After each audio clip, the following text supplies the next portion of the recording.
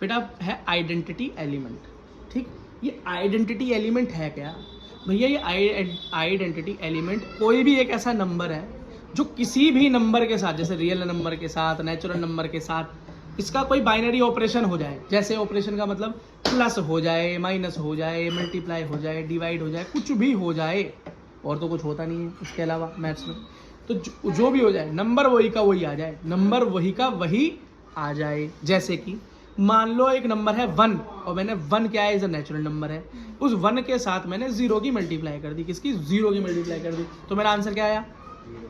1 या 0 आया। ठीक, तो बेटा इस केस में क्या हुआ? 0 एक आइडेंटिटी एलिमेंट नहीं हुआ। क्यों? क्योंकि नेचुरल नंबर के मल्टीप्लाई करने के बाद natural number same to same आना चाहिए था वही।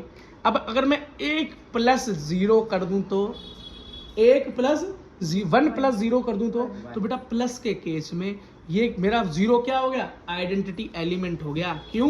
क्योंकि मैंने जब 1 के साथ 0 को प्लस किया तो मेरा आंसर 1 आ गया, वही आ गया, आइडेंटिटिकल आ गया, आइडेंटिटी आ गया। आइडेंटिटी का मतलब होता है सेम। तो कोई भी एक ऐसा नंबर किसी भी नंबर के साथ जोड़ा जाए या घटाया जाए या मल्टीप्लाई किया जाए, डिवाइड किया जाए, जिससे मुझे वही का वही नंबर मिल जाए, तो क्या हो जाएगा? वो मेरा आइडेंटिटी एलिमेंट हो जाएगा। तो 0 मेरा क्या है? आइडेंटिटी एलिमेंट है इस केस में। बात समझ में आई? तो बेटा एक बार फिर बता देता हूँ, कोई भी ऐसा नंबर जिसके जोड़ने या घटाने से कोई फर्क नहीं पड़े, वही का वही रहे, वही का वही रहे। जैसे कुछ बेटा क्लास में ऐसे बच्चे होते हैं, उन्हें कितने भी क्लास पढ़ा लो, वो उनका लेवल क्या रहता है? वही का वही रहता है, वही का वही रहता है। तो उन बच्चों के लिए वो क्लास क्या है? आइडेंटिटी एलिमेंट है। उस तरह के बच्चों के लिए वो क्लास क्या हो गई? आइडेंटिटी एलिमेंट हो गई। क्यों? उन बच्चों के दिमाग की वैल्यू में कोई चेंज नहीं आया, उस क्लास ने भी उन बच्चों के दिमाग पे कोई असर किया?